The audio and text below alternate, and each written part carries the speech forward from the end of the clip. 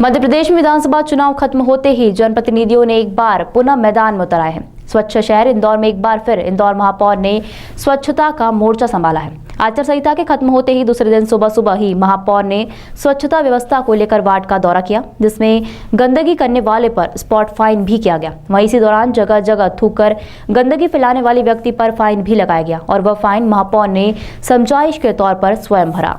दरअसल विधानसभा का चुनाव खत्म होते ही महापौर पुष्यमित्र भार्गव ने फिर से मोर्चा संभाल लिया है और अधिकारियों के साथ तड़के सुबह से ही महापौर ने जोन 2 के 5 वार्डों का दौरा किया और स्वच्छता व्यवस्था के साथ ही गंदगी करने वालों पर स्पॉट फाइन भी किया। महापौर ने वार्ड के दौरे के दौरान शीतला माता बाजार में गंदगी करने वाले लोगों पर स्पॉट फाइन किया। हालांकि इसके फाइन के पैसे खुद महापौर ने ही भरे और साथ ही समझाइश दी। वहीं साठा बाजार में स्थित शीतल वस्त्रालय के द्वारा की गई गंदगी को देखकर उन्हें फोन लगाकर समझाइश दी और आगे से गलती करने पर स्पॉट फाइन भी लगाया जाएगा। सॉरी नहीं, चालान तो आज आपका थोड़ा बनाना पड़ेगा। भले ही मैं भरूंगा आपके पैसे, चालान बनाओ और के पैसे तुम भरो। आप नहीं होगा सचिन, मानता हूँ आपको, लेकिन ये ठीक करना पड़ेगा। अभी भुगता नहीं, आज पहली बार मिनिमम कितने का फाइन? जितने कर देंगे 100 का कर देंगे। तुम भरो, मुझे देख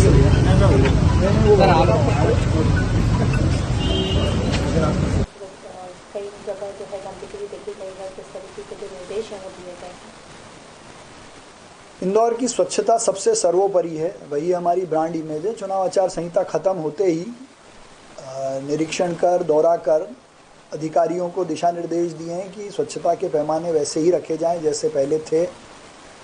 विशेषकर बाज़ारों में लोगों के थूकने की शिकायत बहुत आ रही थी, इसलिए स्पॉट फाइन करने के निर्देश दिए हैं। कुछ लोगों का हमने वहाँ स्पॉट फाइन किया भी है और बाज़ार से गंदगी ख़त्म हो, नियमित सफाई हो, इसका दौरा करके निरीक्षण दिए। साथ ही जो हमारी स्वच्छता और सफाई कर्मी बहनें हैं, उनके स्वास्थ्य की दृष्टि से ठंड में पर्याप्त उनको संसाधन उपलब्ध हैं या नहीं है, उसको भी चेक किया है। साथ ही सबको हैंड ग्लव्स, रिफ्लेक्टर जैकेट्स भी डिस्ट्रीब्यूट की है। सर, आपने ही जो है वो फाइन भरा है और एक समझाइश के तौर पे?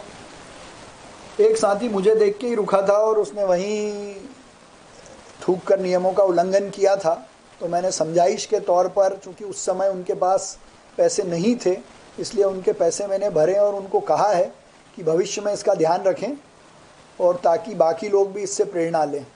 सर, नो थूथू अभियान जो है चलाया गया था, लेकिन देखा गया है कि कुछ समय के बाद जो उसमें जो गति है वो कम हो गई और अब जो लोग हैं वो नो थूथू अभियान को जो है भूल चुके हैं वापस। नहीं, नो थूथू अभियान इस शहर में हमेशा जारी रहेगा और आज इसीलिए निरीक्षण करके फिर से दिशा निर्देश जारी किए।